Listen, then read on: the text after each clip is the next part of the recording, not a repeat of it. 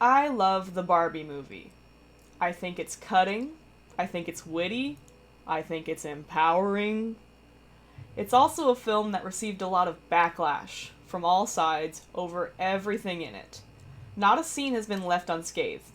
Critics, overly sensitive as we are, have dissected and attacked all of its content.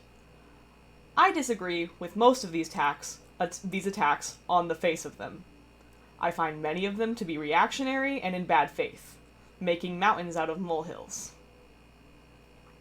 However, there are some criticisms that I feel have meaning and weight. It is absolutely not a perfect movie. I mean, how could it be? It has Will Ferrell in it. But I'd like to focus on one specific, very valid criticism and why I disagree with it. And that is, Ken detracts from the movie's ultimate goal of empowering women.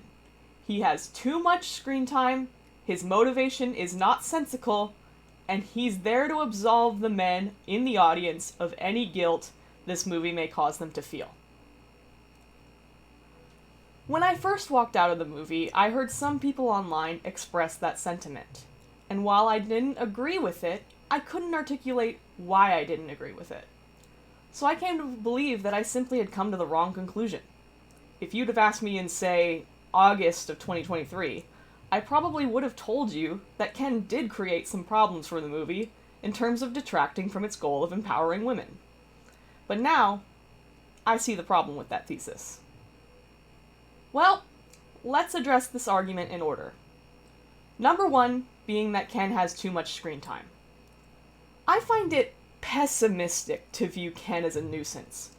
Sure, you've had a hard life, and seeing a white man whose job is beach implement total patriarchy only to be completely forgiven in the end? Upsetting. But I think that perspective ignores both the tone of the film and the metaphor it strives to create.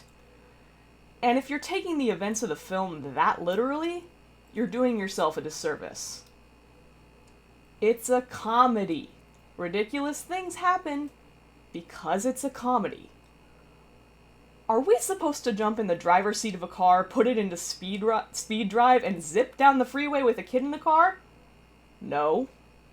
But have you ever heard anyone say that America's Ferrera's character is evil because she did so? Of course not. Because it's not meant to be taken literally. That scene is meant to evoke emotions, excitement, and danger. And Ken's arc is also meant to evoke feelings. Unrequited love, suppression, revolt, regret, gratitude. And I think all of these emotions were explored in a satisfying and enjoyable way. We need to talk about I'm Just Ken.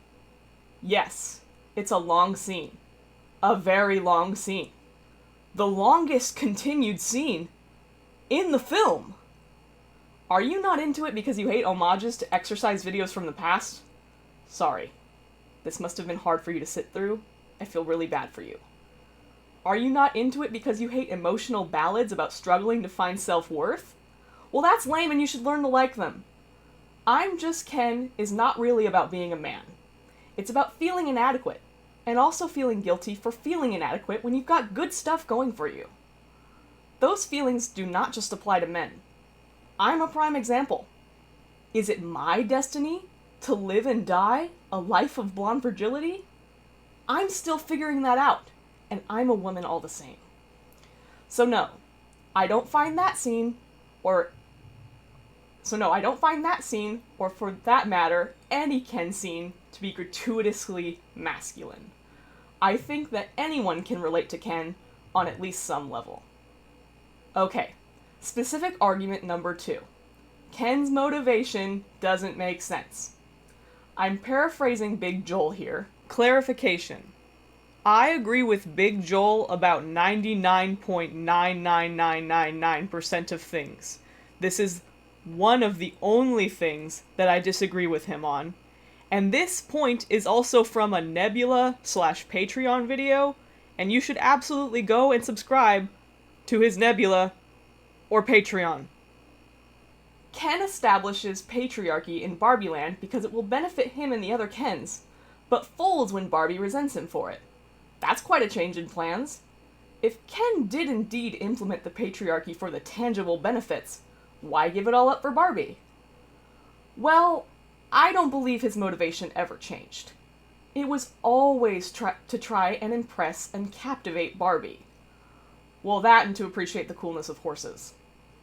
When Ken is walking around learning about the ways he can benefit from the patriarchy, it doesn't to me seem like Ken is thinking, wow, this will change the lives of me and the other Kens for the better.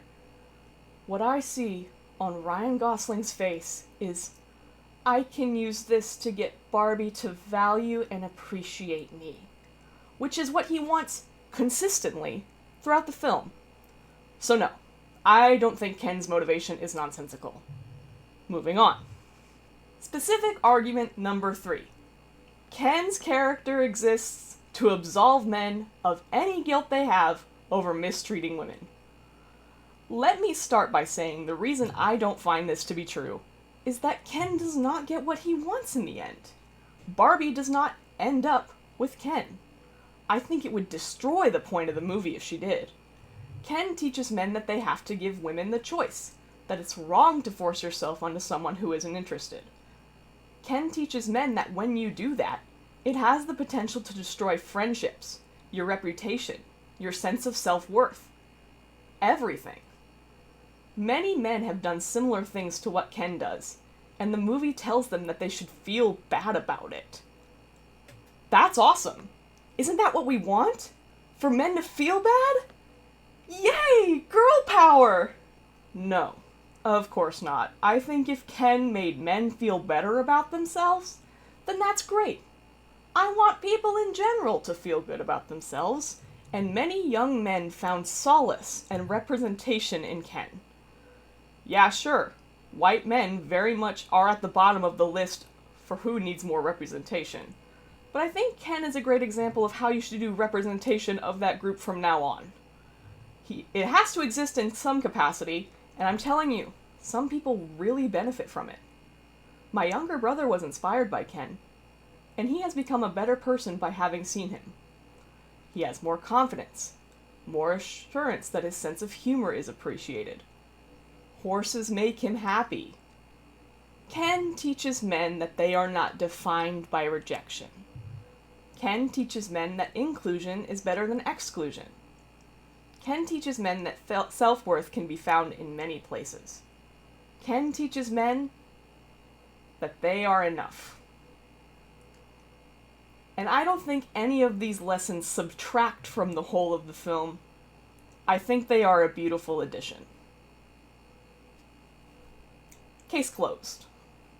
If you do not subscribe, Ryan Gosling will appear in your mirror and say you are not Knuff.